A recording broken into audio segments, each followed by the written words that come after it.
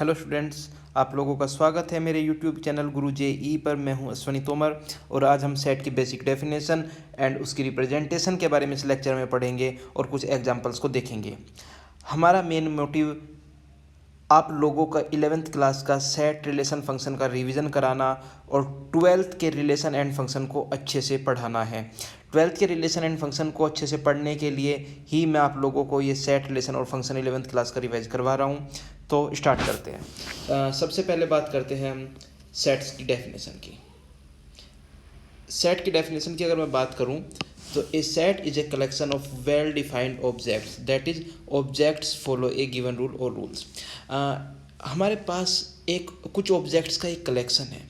अगर वे सारे के सारे ऑब्जेक्ट्स एक प्रॉपर रूल या रूल्स को फॉलो करते हैं तो उस कलेक्शन को मैं सेट बोलता हूँ, और अगर वो फॉलो नहीं करते हैं तो मैं बोलता हूँ this collection is not a set. For example, अगर मैं किसी क्लास के शॉर्ट स्टूडेंट्स के बारे में बात करूँ, collection of short students in a class, किसी क्लास के शॉर्ट स्टूडेंट्स के बारे में, तो 7 फीट अगर हाइट का कोई बच्चा है उसके सामने तो 5 फीट वाला भी शॉर्ट है भाई और 6 फीट वाला भी शॉर्ट है।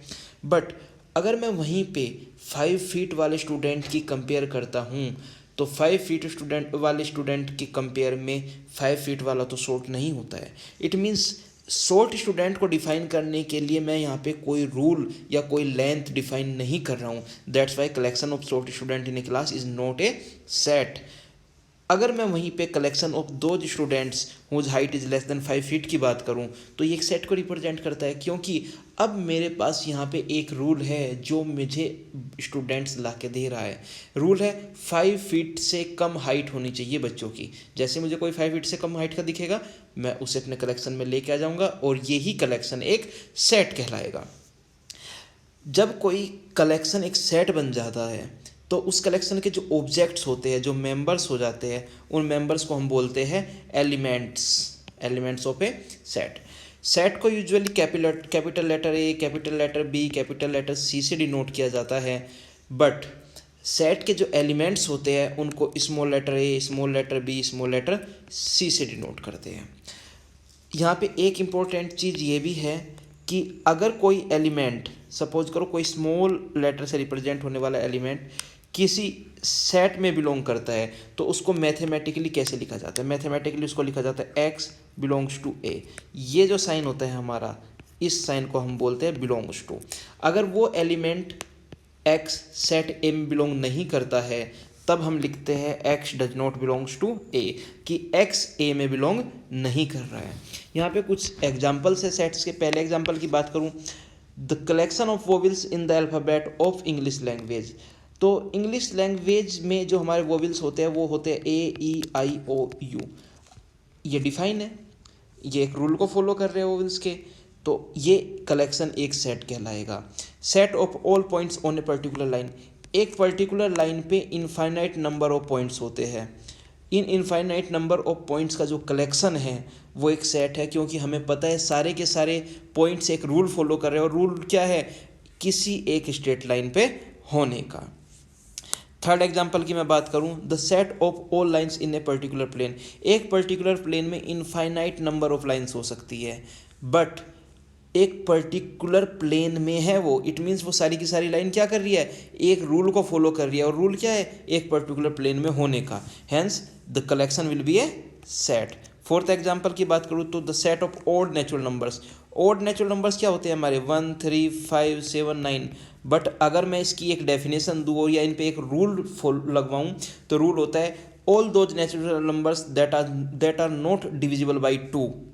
इसका मतलब ऑड नेचुरल नंबर्स का कलेक्शन भी हमारा एक सेट है, क्योंकि ये सब के सब भी एक रूल फॉलो करते हैं 2 से डिवाइड ना होने का। फिफ्थ एग्जाम्पल है हमारा the set of all real number. सारे रियल नंबर्स का कलेक्शन एक सेट कहलाता है। क्यों? क्योंकि ये एक रूल फॉलो करते हैं, और रूल क्या है? वो रूल है रियल नंबर की definition. So what is the definition of real numbers? Whose square root is non negative, all those numbers whose square root is non negative is called a real number. तो ये सब वो सारे number जिनका square root non negative आता है एक real number कहलाते हैं, उन सब का कलेक्शन को हम क्या बोलेंगे? एक सेट बोलेंगे, set of real numbers.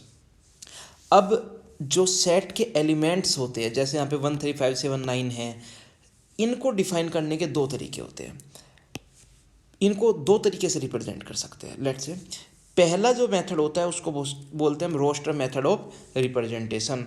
Roster method of representation में क्या होता है कि सारे के सारे एलिमेंट को हम लिस्टेड करते हैं, लिस्टेड करने के बाद में उनको कोमास से सेपरेट करते हैं और उनको ब्रेसेस में बंद करते हैं। अगर मैं ओड नेचुरल नंबर्स की बात करूं तो उनको रोस्टर मेथड में कैसे लिखेंगे, 1 3 5 7 9 अप टू इन्फिनिटी, और इनको ब्रेसेस से बंद कर दिया और कोमा से सेपरेट कर दिया।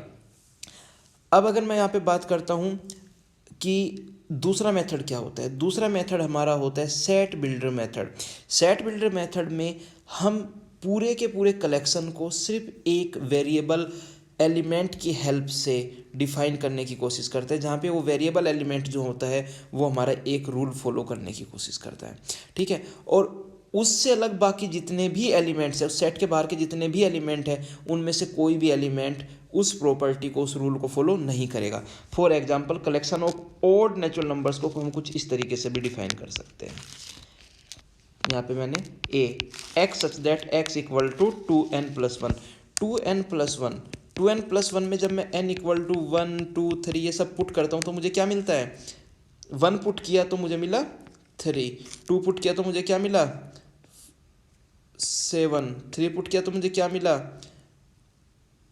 7, 5, 2 पुट करने पे 5। इस तरीके से मुझे ऑड नेचुरल नंबर्स मिलते चले जाते हैं। ओके गाइज, तो ये जो मेथड होता है रिप्रेजेंटेशन को, इसको हम बोलते हैं सेट बिल्डर फॉर्म, और जब हम लिस्टेड करते हैं सारे एलिमेंट को तो उसको बोलते हैं हम रोस्टेड मेथड।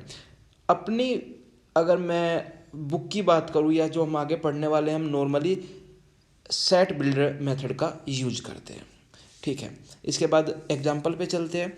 फर्स्ट एग्जाम्पल है हमारा री right the following set in the set builder form. First collection में मेरे पास 1 3 5 7 9 ये एक सेट है, और इस सेट में मेरे 5 ओड नेचुरल नंबर की मैं बात कर रहा हूँ जो कि 10 से छोटे हैं। तो इसको मैं अगर सेट बिल्डर फॉर्म में लिखने की बात करूँ तो इसको कुछ ऐसा लिखा जा सकता है, a such that a equal to x such that x equal to 2n+1, n less than equal to 4 greater than equal to 0 and n belongs to integer. n हमारे इंटीजर्स है, 0 और 4 के बीच में से हम 0 1 2 3 4 ये सारे के सारे अगर मैं n की जगह यहाँ पे पुट करता हूँ तो मुझे जो x मिलते हैं उन सब x का कलेक्शन ये है हमारा। सेकंड एग्जांपल है हमारा 1/9, 1/25, 1/49। तो मुझे देखने से ही पता चल रहा है कि x such that x equal to 1/n² की फॉर्म में है। 9 3 का स्क्वायर है, 25 5 का स्क्वायर है, 49 7 का, 91 9 का। और यहाँ पे जो हमारे स्क्वायर है इसको या तो मैं 1/n² लिख सकता हूँ और n इक्वल टू क्या लिख दूँ 3 5 7 9। It means n equal to 3 5 7 9। इसको अगर मैं सेट बिल्डर फॉर्म में तरीके से लिखूँ तो ये लिखा जाएगा x such that x equal to 1/2n+1 whole square, क्योंकि 3 5 7 9 सारे के सारे क्या है हमारे ओड नेचुरल नंबर्स है, where n belongs to set of natural numbers and n less than equal to 4। तो ये इसका हमारा सेट बिल्डर मेथड हो गया। सेकंड है हमारा एग्जांपल। सेकंड एग्जांपल में हमें इन दोनों सेट्स को रोस्टर मेथड में लिखना है। फर्स्ट वाले में है हमारी एक equation x² - 5x + 6 equal to 0, और x बिलोंग्स टू क्या है नेचुरल नंबर्स। तो इसको रोस्टर मेथड में लिखने के लिए मुझे x की एग्जैक्ट वैल्यू पता होनी चाहिए। x की एग्जैक्ट वैल्यू, इसको मैं x - 3 x - 2 इक्वल टू 0 लिख देता हूँ। यहाँ से x की वैल्यूज क्या आ रही है 3 और 2। तो ये जो हमारे पास कलेक्शन आया 2 3, ये क्या हो गया हमारा फर्स्ट पार्ट का रोस्टर मेथड रिप्रेजेंटेशन हो गई। सेकंड वाले में क्या है x such that x 5 less than 4 and x belongs to क्या है इंटीजर्स। हमें देखना है कि x हमारे इंटीजर्स होने चाहिए और 2x - 5 4 से लेस देन होना चाहिए। इसे सिंप्लीफाई करता हूँ तो x लेस देन आ गया मेरा 9/2। 9/2 से छोटे इंटीजर्स मुझे देखने हैं तो वो क्या क्या आते जाएंगे 4 3 2 1 0 -1 -2 अप टू इन्फिनिटी तक ये जाएगा। 4 से छोटा होगा और अप टू -इन्फिनिटी तक ये जाएगा। तो ये हमारा रिक्वायर्ड रोस्टर मेथड में रिप्रेजेंटेशन है सेकंड पार्ट की। ओके गाइज, इसके साथ representation and definition of set finish होती है। नेक्स्ट लेक्चर में हम डिफरेंट टाइप ऑफ सेट्स के बारे में पढ़ेंगे। प्लीज़ चैनल को सब्सक्राइब करना, वीडियो को लाइक करना मत भूलें। Thank you guys.